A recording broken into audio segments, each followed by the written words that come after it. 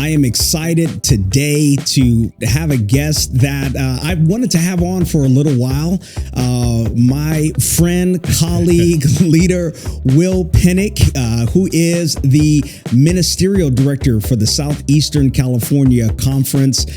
They're the either number one or number two largest conference. Where do we stand right now? We're around number two. Okay. Yeah. All right. Yeah. All right. So it's Florida.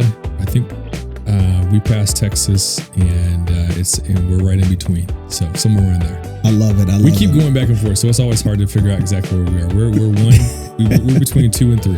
There's something to the coastal states where people seem to want to congregate and live and do life. So, Will, thanks a lot for taking the time to come over and join me today. I really appreciate it. I just want to say this is awesome. I get to celebrate what God is doing here and just affirm this is beautiful. And I'm just glad to be here. Man, I appreciate it. So, as people, in such a big conference and our church, in North America is a million, just a little bit over 1 million people, whatnot. And you're serving in the second largest conference. Tell me a little bit about the work of a ministerial director. Sure. What do you do? Sure. It's a great question. So, I am privileged to be in a conference where I get to pastor pastors, and that's the main thing that I do. A lot of times, ministerial directors wear multiple hats, and I get a chance to be predominantly focused on pastors. I have gotten one thing that I've had to add to the plate, which is the Center for Discipleship and Evangelism. But for me, it's continuity. It's our mission is to support pastors to become disciples and to help disciple others. And that's what we're trying to do. And so the Center for Discipleship and Evangelism is just an overflow and an outflow of that. But day to day, I get a chance to, there's meetings I have to attend to. Yeah. I'm on several committees. So that part is a part of it. But my favorite part is getting a chance to just go out, hang out, visit pastors, take people out to eat, go visit a church, see how God is moving in their ministry and in their life. There's seasons that we're planning programs and events. We handle everything from ordinations to education. So people that are moving toward their masters, we are overseeing that. People that are moving toward their D-Min, we're overseeing that process. We believe in sabbaticals here in this conference. And so yes, you do. We oversee the sabbatical process, and then we oversee our mandatory required meetings. And then we also help create resources that we feel might be helpful in some unrequired meetings. So we've got Mike doing the coaching class that pastors are taking advantage of. And Mike Colley. Yeah. You've got the chance to be a part of that. It's been amazing. Yeah. So we're blessed, man. And so there's a little bit of everything from big picture vision, program, meetings, but then one-on-ones. And that's what I always have thrived in ministries, doing one-on-ones. Yeah, that's a lot on a plate. Do you do it all alone? Is it just you in the office? Do you have an assistant? Yeah, great question. So on the team, we've got my associate is Danielle Baruman, which I'm so excited. She's doing a phenomenal job. She's a great person. She's highly organized, highly motivated. So I just give her the things that she's going to do, and she goes and handles it. And so we work together. There are things that we do together. There's things that we do that I do kind of primarily, and things that she does primarily. She primarily oversees and supports our women in ministry. She oversees our Growing Young Leaders program, where we are really trying to engage the next generation of pastors and recognize that God is calling now, and that there's a need as we see pastors reaching retirement age, and how do we continue to bring new people in. So we're excited for that. I also work with Mike. So Mike Colley is supporting us, and under ministerial, we have Anita Roberts. That's a support to our spouses, quarter time. And then I also work with Eric Isaiah, who I oversee for LE Ministries, Literature Evangelism. So we got a team of about 5. And then our secretary, who's amazing, is Cindy Rivas, and she just keeps us all organized and on top of what we're supposed to be doing.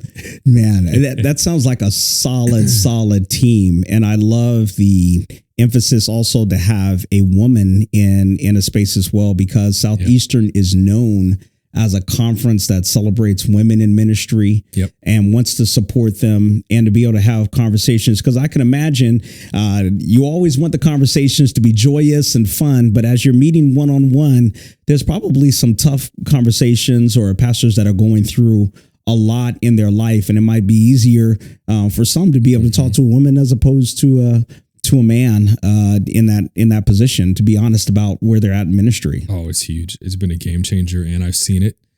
I've seen just being in a space with our preordained pastors or ordination track pastors, and just seeing some of the female pastors just come over and just connect and check in. And she's been doing some really great events to build even deeper relationships and stuff like that. And so, yeah, it's been a no-brainer. In our conference, we have 30 female pastors. So to be able to support them is huge. Yeah, that's a big deal. That's a big deal. And I love that our conference celebrates that. Also, along with the very diverse nature of Southeastern California and all the different cultures that are here. And of course, with Loma Linda being a central part, one of the central cities here, you get people from all over the world that come to be a part of, either to study, and they're worshiping in churches and whatnot.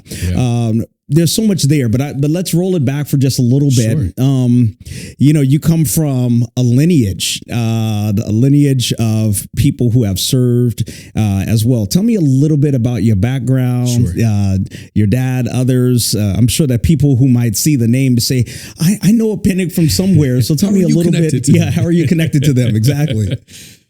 So I told God, there's enough pastors in the family, God. I don't need to be one.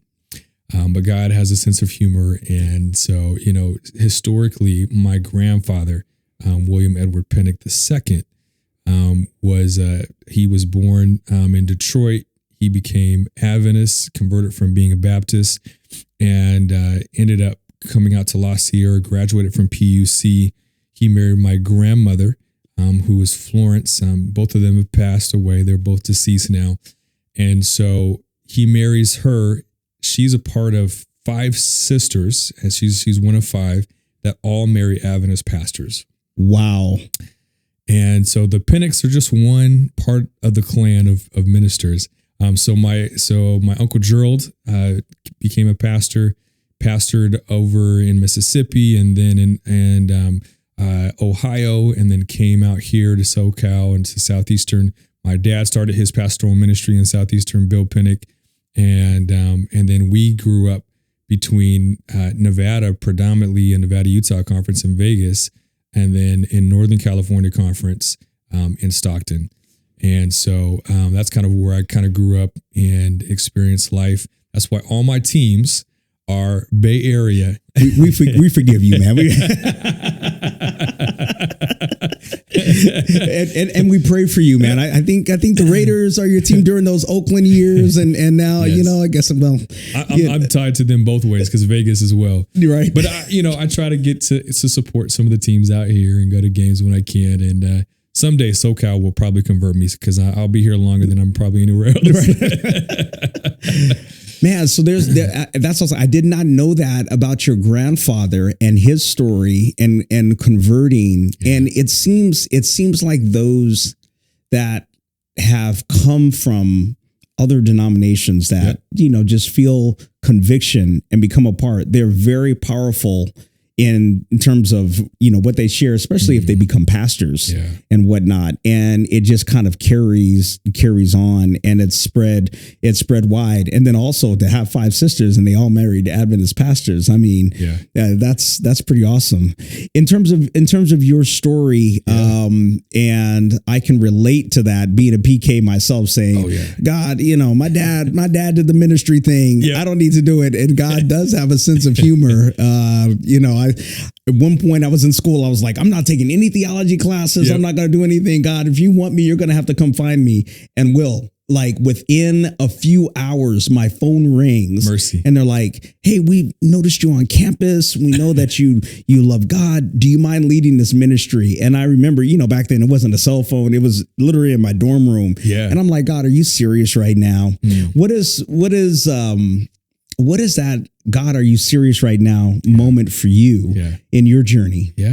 So for me, I actually followed through on my degrees that were not theology undergrad. I went to Oakwood as well, and went there a few years after you did. And I did psychology and I did marketing.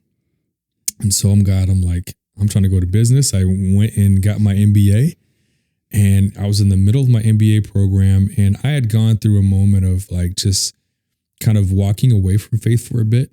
And that was a part of the journey, the prodigal sons who were, and so God was just patiently waiting for me to come back. And when I came back to faith, started getting involved in church, serving as a youth leader, serving as a youth Sabbath school teacher. People were just starting to call me pastor. And I'm like, no, that's my dad. Yeah. No, that's not me. That's my dad. And, it's just weird, Pastor Penick. I'm like, who are you talking about? And so I'm in the middle of working outside of a real estate industry. We were selling to realtors, marketing, things like websites and solutions to help them. And then this happens in 2008 when there's the crash. And so the whole industry kind of is just being impacted. And in the middle of that, I'm trying to start my own kind of .com. This is when there's a lot of, people are trying to start their kind of online businesses and stuff. Right. And so I'm coming up with all these different ideas and concepts as I'm in my MBA program. And then I just sense God like calling me. And there's this moment that because I had kind of walked away and I had come back, there was almost like the Saul Paul moment where it had to be very intentional. And so there was this day I was going out to do some training and I couldn't make it out. I told my boss I'm not feeling good. I went home and I just had this feeling, this anxiety, and my heart was just pounding. And with it, this thought was, Will, I want you to go into pastoral ministry. It wasn't an audible voice. It wasn't, but it was just in my head. And as I'm sitting there thinking about this, I'm like, God, I'm arguing. I'm like, there's no way. I'm just getting started. I'm trying to make some money. This is not the plan. I love to support the church. I love to do this, from the outside. I can be an elder. I can be a lot of things. I can serve, but I don't want to be a pastor. And I'm arguing with God it starts Friday, all day Sabbath. It would not relent. Saturday night, finally I wake up Sunday morning and I kind of had this idea pop in my head. Why don't you talk to your dad? And so I go talk to my dad, and my parents were rather surprised that the thing that I was going to tell them, of all the things I was going to tell them, was that God was calling me to pastoral ministry. Wow. And they were so excited. And so, it's been never looking back since then. I went on and did my MDiv, had a lot of different things that I went in the process, did a lot of years of local church hire ministry as a youth pastor, as other areas. And so I relate to a lot of pastors that don't start out right away and transition in or are working through that calling of getting married, having a family, and trying to figure out how did they get into pastoral ministry. So I totally understand that story. Yeah. I love that. What would you say to someone who might be listening right now? Yeah. That is in that space that's saying, I know I'm doing this, maybe some marginal success. I can pay my bills, whatever the case, but something's just not quite. I know that there's something else, and ministry is it. What would you say to that person who's just kind of in that space trying to figure out if they're going to take the leap? That's a great question. I would just say, just keep walking with God. God will open the doors for you that are for you, and you can't rush it. You can't get ahead of it. Just stay in line. Just keep staying obedient, and the right doors and the paths are going to open up for you. And that happened for me. I got a call to work at Fullerton, and I was going to go to Andrews, but I ended up with that deciding to go to La Sierra. And so that was my journey. God might call you. There's a lot of different options and ways that you can get there. But I just want you to know that when you take that step, you're going to end up where you're supposed to be. Yeah. Yeah. So you come back, you've had this journey and this story, and you're serving, you begin pastoring, full-time, conference hired, and I think that there's something to be said for a person who has the calling of ministry, works at the local level, not recognized by the conference, but not hired by them either, hired by a local body, and then getting to the place where the conference says, hey, we want for you to be a part of our team.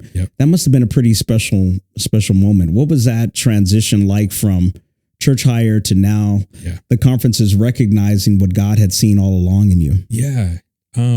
It was definitely affirmation. And it was like, okay, for so long, I had written letters to different conferences saying, I'm working on education, but do you see what God is doing? Would you be willing to believe in me and pick me up? And that never happened. So to have that happen, even though I financially fronted everything, it was still like this, okay, God, you didn't let me down. Like you're opening the door.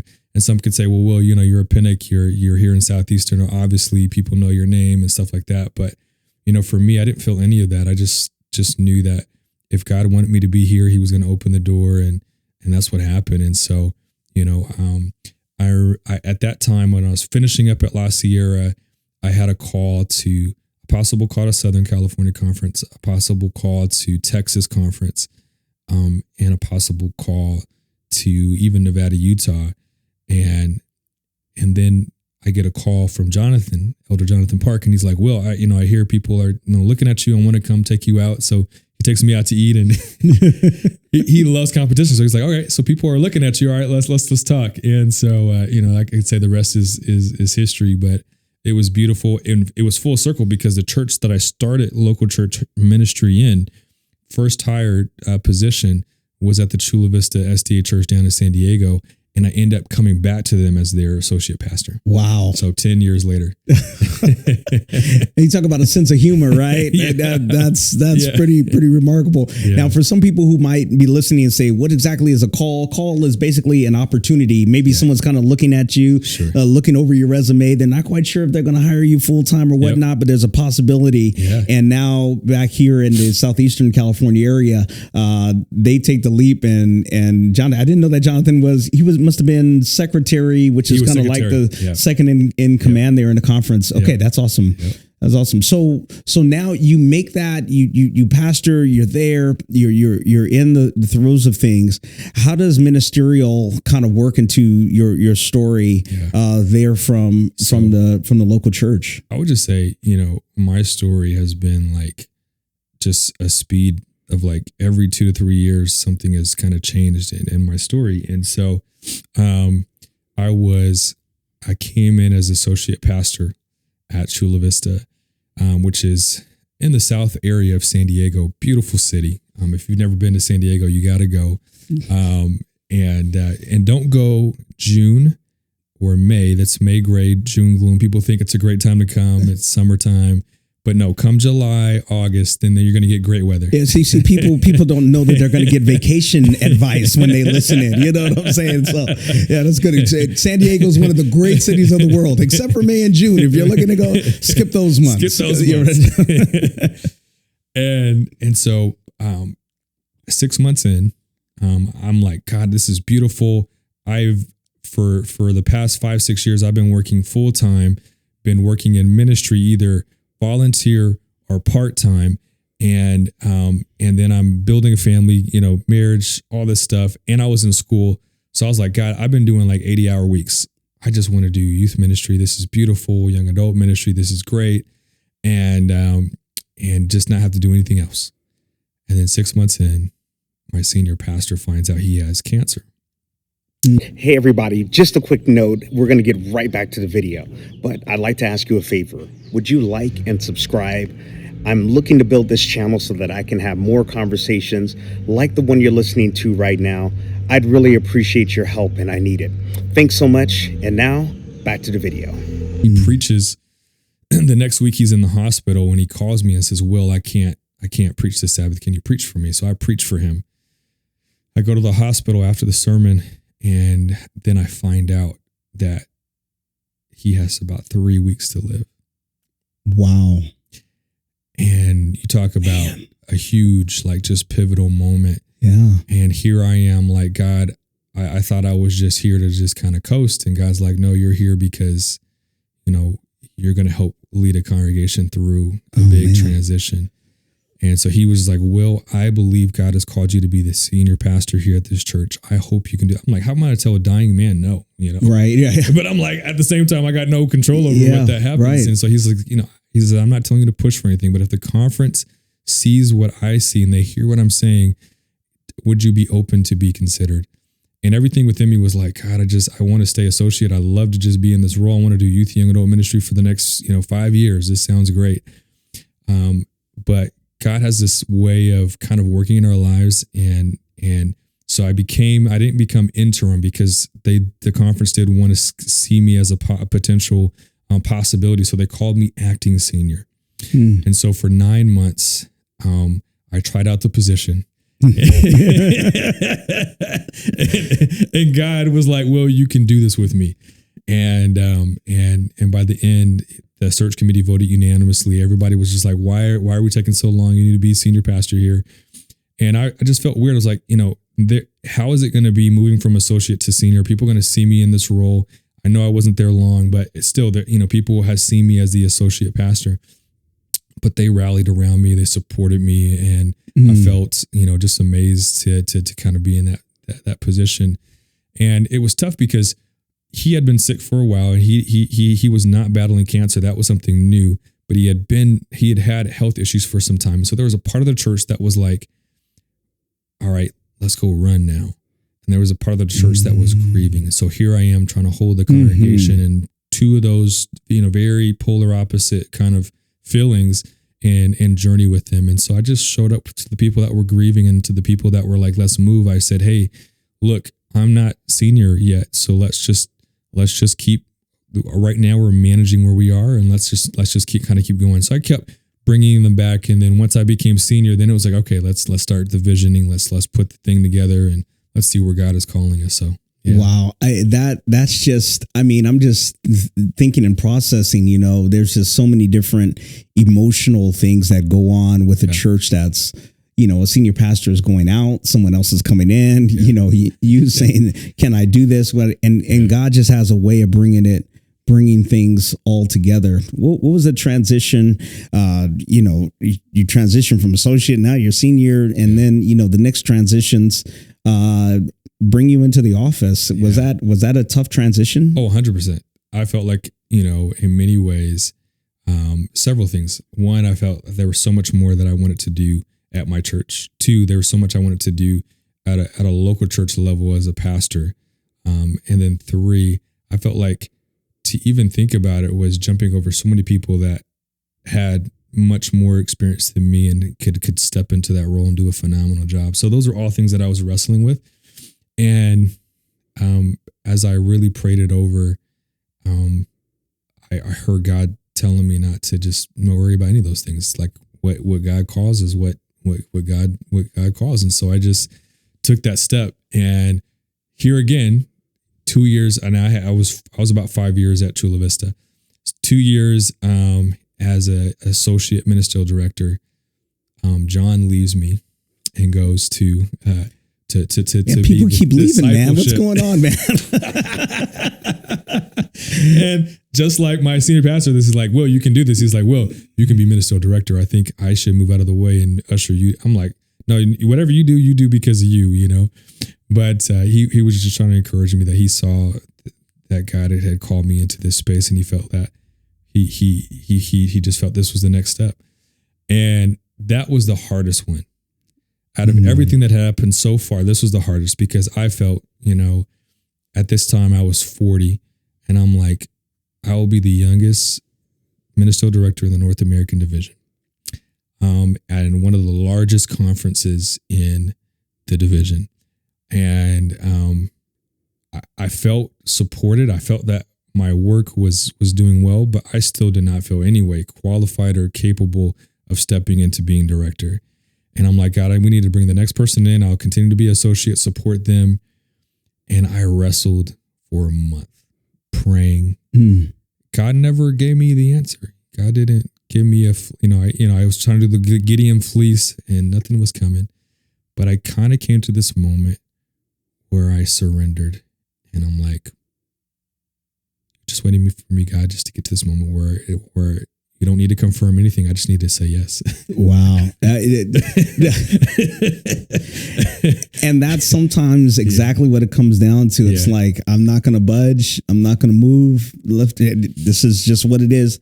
And you can do it. It kind of reminded me a little bit of was sharing with my church this past week about David's calling and how Samuel goes to Jesse's house and he brings all 7 of his sons. The most appropriate one would have been the oldest one. 100. And he's like, no, not him. Yeah. And he goes all the way down the line and he says, you brought 7 before me. Is there anybody else? And there's David, the youngest one. Yeah. The one that's out there in the field. And he says, that's the one. That's the one that's going to be king. And God has a way of flipping things around that says, nope, I'm not going to choose, the oldest or this. I'm going to skip over some of those things and have the youngest. And God indeed blesses and uses. I mean, we see this time and time again in the Bible where God, usual might be the oldest, but God is choosing the youngest. Might have been this person, but God sees something totally different. And I love that God has done that in your life, which really kind of affirms and confirms some things that it's really a God move. It has nothing to do with. It has absolutely nothing to do with my resume. It doesn't have anything to do with I would even say my name. I don't think in any way the person that was thinking about who to bring as associate was looking at any of those things. And when he talked to me, he says, Will, you rose to the top of my list, not because you were there, but because as I prayed, I really sensed that. And I'm like, well, that was good for you and God, but I still got to get that confirmation myself. Okay. So, but that's been a comfort in a sense that,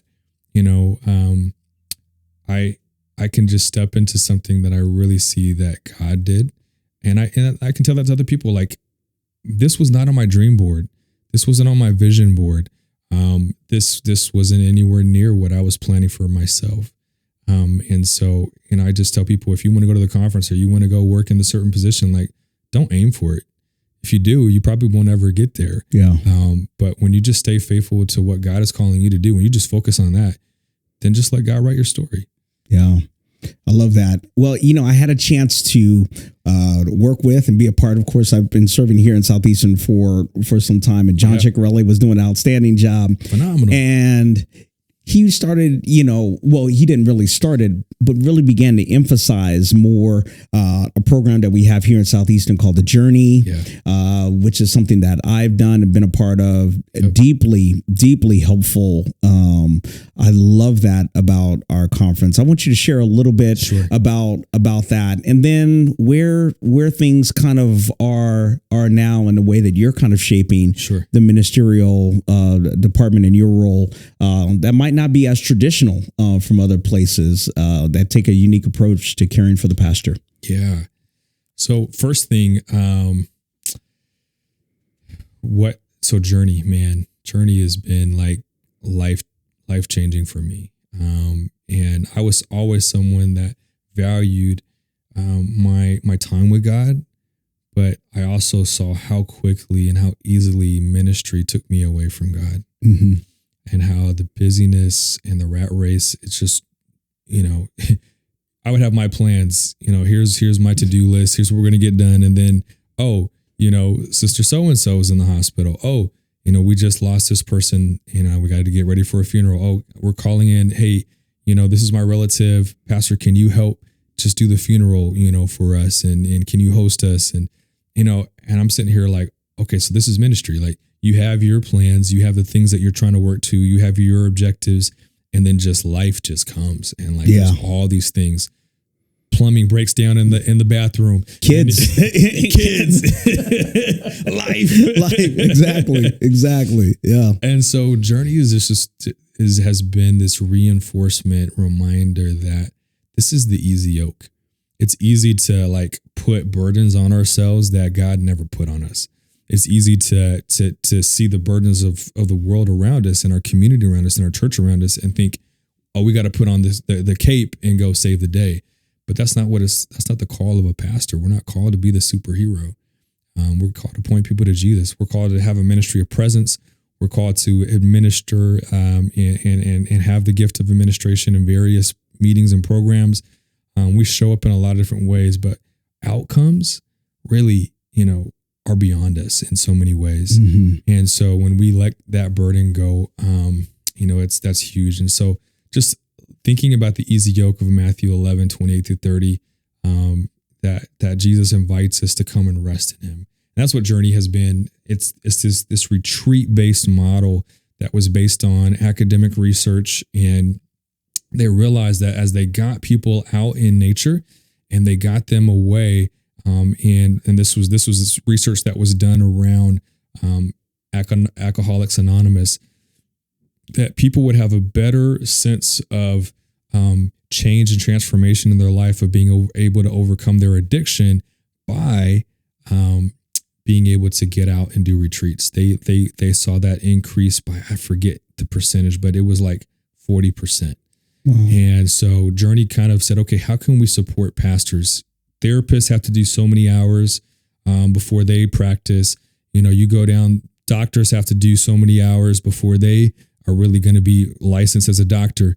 They have to do their residency. Pastors, we don't, there's no one looking at making sure that we're connecting with Jesus. And so, we can go through the motions, we can show up, we can preach, we can do it without ever connecting and having a devotional life. And so Journey was just this thing that was reminding us, hey, let's get back to the root and the source of our strength, of our ability to do what God has called us to do, the easy yoke of not working for God, but working with God. And so it's 6 retreats over 2 years, and you got a chance to go through it. I went through it. I was generation 30. And so now we are generation 30. We're about to start generation 35. Wow. Yeah. And it's so good to be able to be in a space where you can talk and share about life, be out in nature. I can remember one time it's like, hey, this is your prompt or scripture. Yep. Now leave and just go spend time. and it helps that we're in a nature setting there at our campgrounds called Pine Springs Ranch. Mm-hmm. And I can remember just being there and really experiencing quiet. Yeah. And slowing down, because you're not allowed to, allowed, but the way it's done best is to be done alone. Yeah. And you just kind of spend that time before you come back together with those that are part of your generation. Yeah. And those times were really meaningful to really kind of slow down. What has, for me, definitely it's been something positive. It's been something that I've been able to implement, in times in between, being able to go, and generations prior or other generations, once you're done with your 2-year cycle, is that it? You're kicked out, or are you allowed to come back and be a part of it and to kind of refresh the experience? Yeah. So we have our alumni as well. And so anybody that's gone through Journey can continue to come back every retreat or any retreat they like to. And so if you haven't been in several years, you can always come, and there's never a judgment like how come you haven't been here. It's always just like, hey, just come and this is an opportunity for you to get away and connect with God. And so I've had so many pastors tell me that they would not be in pastoral ministry probably still today without Journey. Yeah, and I believe that to be true. So one of the things that, whenever you're sending out communications, you're just rooted in rest. Yeah, that's my signature. And that's a reminder, bro. Like, I have to put it there because I'm a doer, I'm a mover, a shaker, I'm a go-getter. And so, like, for me, like, I have to, it's a reminder. No, Will, you're not rooted in what you're doing and accomplishing. You're rooted in rest.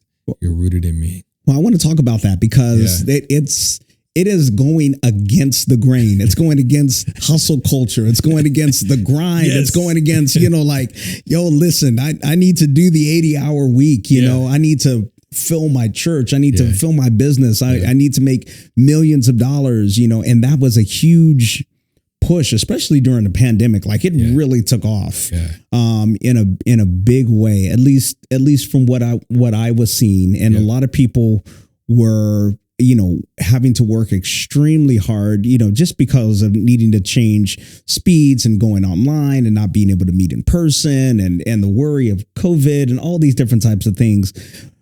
But it's continued on afterwards, and you continue to push this, hey, slow down, don't speed up. Yeah. It's really cutting across the grain of culture. Tell me about that. So when you think about the top athletes, you think about LeBron James, Steph Curry, you think about across other, leagues and kinds of sports that are out there, the best of the best, you have to practice. Practice is important, but do you know what the number one thing that the best athletes all do? Rest. Yeah. They get in hyperbaric chambers. Yep. They go get their sleep because, the most important thing for them to be at their peak and at their top is to rest. And I think, we think the way that we get there is by just grinding. But a part of that is rest, and it's so key and so critical. I mean, it's embedded in our theology with creation, that God didn't even need rest, but God demonstrated rest to us. And if you think about it, Adam and Eve, are created Friday evening as Sabbath. So they start not from doing anything. They start from rest. And so many times we think what we have to do is work to rest, but no, we start from rest. And if we start from rest, we're so much more capable of what God is calling us to walk into. Man, that's so start from rest. Like that is for somebody, that is exactly what you're listening to this or watching this. Like you start from rest, not after you've done that grind thing. How has this mentality, because in the first part of our conversation, it's like, man, I'm grinding 80-hour weeks. And, every now and again, sometimes that's just what happens. That's what it is. It's not a perfect science, as it were. But how has this mindset kind of changed and transformed the way that you approach work and approach life? Yeah. So again, I have it in my signature because I have to keep reminding myself. But two, there are various things that are built into my schedule that help reinforce it. So one is that once a month, we as a staff get away and do something that we call staff EPC, extended personal communion, or day away with Jesus. We don't spend the whole entire day, but we do spend about 6 hours. Mm-hmm. So that whole morning, we set up time to just kind of get out in nature, do some alone time with God. And then we spend another 2 hours doing lunch, talking about life, checking in with one another. We recognize that when we understand where we're at and that we're good and that we're checking on each other, that we're loving each other, then we talk about what are we going to do. And then the work flows out of these more healthy rhythms of that we're human first, that we're son and daughter of God first. And then that impacts, the way that we show up to our work. Every month, without fail, we feel like we can't do this. We don't have the time to do this. There are so many things on there. And yet, because of accountability, we do it. And at the end of it, we're like, how could we not do this? How could we even think that this is something that we could miss and not do? And so that's something that's embedded. Another thing is when I know that I'm in a super busy season and it's just going to be, a grind, like the beginning of this year was just trip after trip. It was like things that, you were with me in Santa Monica. And then right after that, I was in Journey. And then right after that, I had another event. And then it was just like content. I was creating content. I was speaking for this. I was doing this. And it was just constantly creating something new. And my mind was just going, even if I was off, my mind was still creating. And so,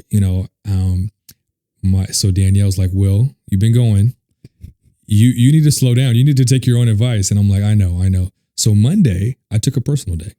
Like so, if I know like this is what it's going to be, I need to create moments and rhythms. And there will be times where I'll put on my schedule, no, I'm going to go to the coffee shop. I want to go to the cafe. I'm just going to, hang out and do some things for a couple hours, because if I don't do that, I'm just going to run and run and run.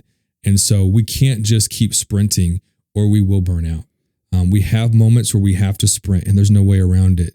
And I think if we avoid that, we're not doing ministry. Jesus had moments where he was very busy, but I can say that Jesus never lived hurried. Internally, he understood that his exterior was not the thing that pushed him and that motivated him. He was moved by compassion, but he was also moved by the pace of his Father. And that's what I continually try to move toward, even though I'm not great at it all the time, but I keep practicing. Man, and that practice and that demonstration and encouragement, you mentioned sabbaticals earlier. Yeah. One of the things that was always scary is, as a pastor, we have an opportunity to take sabbaticals after you've served a number of years. You've been in a place and it says, hey, we want for you to be recharged at such a level, and we recognize that this can be a real grind, whether it's compassion fatigue, caring for members and whatnot, just what you're doing week to week and whatnot. We want for you to really, really rest. Our conference really encourages sabbaticals. I took one. I can't wait for my next sabbatical. Right, It really is a blessing. We had a chance, and you mentioned it earlier, to go to a conference called Practicing the Way earlier this year. And John Mark Comer is one of the, I guess kind of the leader or the key voice, along with others that are a part of that. I read his book maybe a couple of years ago, The Ruthless Elimination of Hurry and whatnot. How have you continue to be kind of in that vein of learning how to slow down? How are pastors receiving that? How are they? Are they latching on to this idea of I don't have to be grinding and passing out a track all the time and be in this constant go mode? How are pastors that you're serving here in Southeastern and maybe even beyond responding to this? Hey, let's slow down and maybe you can go further, in a healthier way. Yeah. So I think sabbaticals have been really key to this. I think the journey has been really key to this. Pastors that have gone and done the journey are just like, thank you for reminding me, because they know it. And then, they hear it being reminded, then it's like giving themselves permission. And then pastors that haven't gone a journey, they're hearing it from their colleagues, like, you got to go to journey. And then sabbaticals, I think that has been a big shift over the past few years, because for so many people, they thought, oh, I need to be doing a DMin. I need to be doing a dissertation. Like, I'm doing a sabbatical to produce something. And so we've really been emphasizing, no, sabbatical is for you to let the ground lie fallow, like to not do anything. And yes, you're doing intentional work of kind of thinking about your mental, emotional, and physical and spiritual needs. It's about focusing on your family. But it's not vacation in the sense of you're just going to go do nothing or just go travel. Like, you're doing intentional things, but they have nothing to do with ministry. Has nothing to do with your role as a pastor. And I think so. Todd Bolsinger talks about this idea, and Todd wrote Canoeing the Mountains. He wrote another book called Tempered Resilience, and he talks about how as leaders we have to have moments of leading and not leading. And so we've been trying to emphasize that in different ways. And the sabbatical is one. And so I've seen pastors resist and be like, I can't do it. There's no way my church is going to allow me to take a sabbatical. They're going to be like, Pastor, you're not doing anything for 3 months. Like, what are you talking about? Jesus is coming. Like, we got to do this, Yep. And so, so we help them reframe it. We help them talk about the fact that this is something that is going to help you become healthier as a person, come back to ministry more enriched. If all we're doing is giving and giving and giving, we find that we have a lot less to give. And so, that's why God said, let the ground lay fallow for a year, so that when they came back and they grew more produce, he says, you're going to have double the amount of produce because you took that. But so many times we know historically that the Israelites didn't actually do that. They didn't follow that law. And so many times pastors, we don't do that too. And so when I see a pastor that hasn't done it, and it happens almost every week, a pastor called me, Will, I've never taken a sabbatical, been in ministry 30 years, 40 years, didn't think I could do it, but I think I'm ready.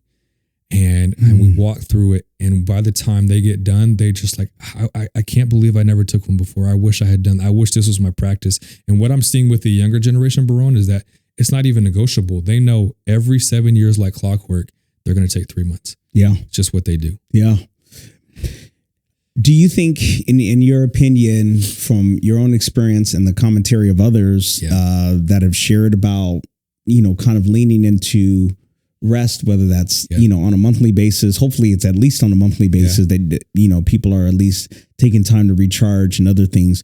Do you think that it has an impact on a person's self-awareness and emotional intelligence? Do you think it raises that and makes them a better pastor or better, or brings about some positive shifts and changes in their ministry overall? Yeah. So I would just say, first, don't do it to produce. Production is just an overflow of taking care of yourself. And so, I think if we focus on, okay, I'm going to do this in order to whatever, then you don't get as much out of the time of rest that you need to. But when you just rest, you'll find yourself getting more creative, your mind opening up more. You'll find things just kind of coming together for you, and you'll see God like just inspire you on things for vision casting for your church. It'll just happen. You don't force it. You don't like make it happen. It's just something that happens in the process of kind of being in the space of resting. And, what I can say is, in ministerial, I think we've demonstrated this balance of rest, not balance. I like to say order. You never will find a place in your life where you feel completely balanced, because as soon as you do, something else is going to push you out of that. And you're going to be like, okay, I'm out of balance again, I'm out of whack. But what I can say is, no matter what season you're in, no matter how busy it is, you can have a well-ordered life. And as long as God is first, everything else can be added where it's supposed to be. And so, I think, that we've demonstrated like trying to live that out, and yet we've been very productive. I think what we've done with pastors required meetings has gone to the next level, from speakers coming in for the stuff that we're talking about. And it's intentional, because we're thinking about the needs of our pastors. We're not just like, oh, this is a cool speaker, let's just bring this person in. No, we're thinking, who can speak to the things that we feel our pastors are facing? Right now, we have so much political polarization. Right now, we have church attendance going down, and for some churches are thriving. But you have this grind that's out there, and so many times pastors are feeling inadequate because they're like, my numbers don't show the work I'm doing. Our financials, financial statements aren't necessarily where I want them to be. We're trying to get healthier. We're trying to do these things, and we're grinding, and it's not producing the fruit that I want, and it can feel debilitating. And so for us, it's like, no, those aren't the metrics. Yes, they're a part of it. Yes, tithe and offering matters. Yes, seeing people engaging and connecting and coming to what you're doing is important, but that's not what defines you as a pastor. And so I think we've been trying to find that balance of affirming pastors and creating and producing content, cohorts, programs that we feel are that pastors are really benefiting from. And we've been able to get people through ordination. We've been able to get people through sabbaticals, get people through demons, support pastors, recruit the next generation of pastors. Like, we're doing so many things that ministerial never even did before, that John began, and I get to continue that legacy on because we're coming from rest versus coming from just producing. Yeah, man, that's awesome. Last question I want to ask you: what's the future look like for pastors? What's the future look like for church in your opinion and perspective? And you can take it for as broad and as wide as you want to, but what's the future look like for you? So, right now, I think we're in a very interesting space. I think, kind of when you go back to the 80s and 90s where everything was program based, and I think even structure wise from the church, and within Adventism, the conference level, the union level, the North American division level, GC level has always been about staffing to support leaders who are running these programs in churches. But that was a model set for churches that were about 2 to 250, maybe 150 to 200. And now the average church in America, regardless of denomination, is 60. Think about that. Mm-hmm. 60 is the average attendance across. And you're like, wait, there's all these mega churches. We're including all of that. According to Barna, the average size of a church is 60. So if you are trying to run programs in your church like you're at 250, and you're trying to, create all these leaders to run all of these programs, and you only have 60, which means 20% is doing the 80% of the work, that means you probably have about 5 to 10 people that are helping you do something. And that is a burden that is too big for any pastor and leaders to carry. Hashtag facts.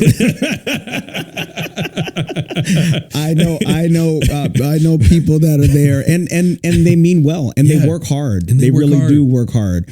So there's this reality that you can dream and be committed to God and all that. Yeah. Just the people resources, the numbers, just it makes it very challenging. So I think we got to shift. I think we have to shift away from this leader program driven kind of model that is not reflective of where we are right now. What would you put in its place? Man, I think there's going to be I would dream of ministry that's more about table than stage. We need preaching. We need the word. We need to sing as a community. Worship is important. All these things were a part of the early church. But if you look at the early church, they also did a lot of table. They ate together. They were around each other. They did life in a way that was connective. And I think in a space where we've gotten so much more online, so much more, we're disconnected through our devices. I think while sermons translate online, while maybe even singing to a certain standpoint translates online, about everything else that happens at church doesn't translate online. And so if we can create spaces of meaningful connection, I think that's the answer that this technological generation needs. And so I think there's something about not just spoon feeding people, but creating spaces for people to connect directly to God together. So we just did immersion this past weekend. And when this ever airs, it'll be even longer than that. But and immersion is something that we're using through the Center for Discipleship and Evangelism to create spaces for people to kind of experience a little bit about journey, and to experience just getting away with God together. We were praying together. We prayed over people. There was this one guy that was like, Pastor Will, he said, I don't know, I can't remember the last time someone prayed over me. And he was just like, I needed that so much. I didn't even know how much I needed it. And, and it's so simple. It doesn't take a program. It doesn't take this like big planning thing. All we did was create a passage, have people go out, spend time with God, come back, reflect together on what their experience was, bear witness to it, testify to it. So we created this space of connection, of space alone, space together. And at the end of it, there were people that probably hadn't said anything in their church in a long time, but were speaking up at that meeting because the experience they had, they couldn't hold it in. They had to share what that experience was for them. And I think if we can create those kinds of experiences at church where it's not all this burden on the pastor to come up with a new answer, a new word all the time, and where we can pour into each other, when we can hear God saying, man, because during the time of testifying, there are people that connected to what the speaker said. There are people that connected to what God said to them. There are people that connected to what someone else said. They were like, I needed that. That was a word for me. What God told you was also for me. And I think if church can be a space where we're getting hit in those multiple areas, I think it calls people to say, I want this to be something I do beyond church. Because I don't think it's translatable to say, hey, I'm going to preach like the preacher, or I'm always going to listen to a sermon during the week. But if we can create models of church in church that people can bring into their everyday life that becomes more integrated, I think that's the future of the church. Yeah, I agree with you. There's been some movement and conversation of really early church models kind of coming back, house churches, where people can 100. More table than stage, right? Yep. And it's interesting. I guess we both plan to be around to see what the future actually holds.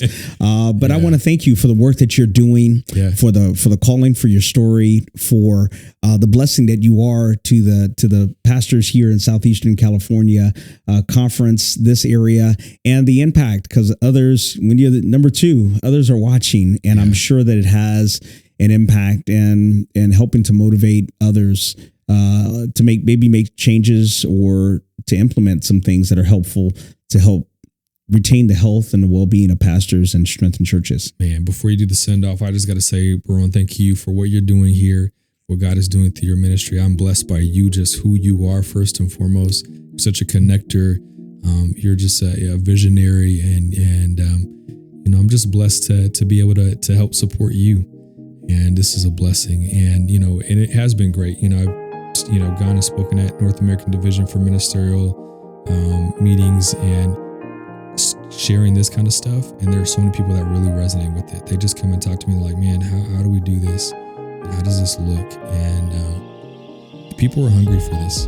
Yeah. We're hungry for living out of as the words of Eugene Peterson, living lightly and freely with Jesus. That sounds good to me. I love it. Listen, that sounds so good to me. Well, thank you for those kind words, and thank you so much for taking the time, and for just sharing your heart, sharing your story with us, and sharing your vision of what the future could look like. And hopefully, folks who are helping to shape that will listen to this, hopefully. Thanks so much, everyone, for joining us, and we'll see you in the next episode.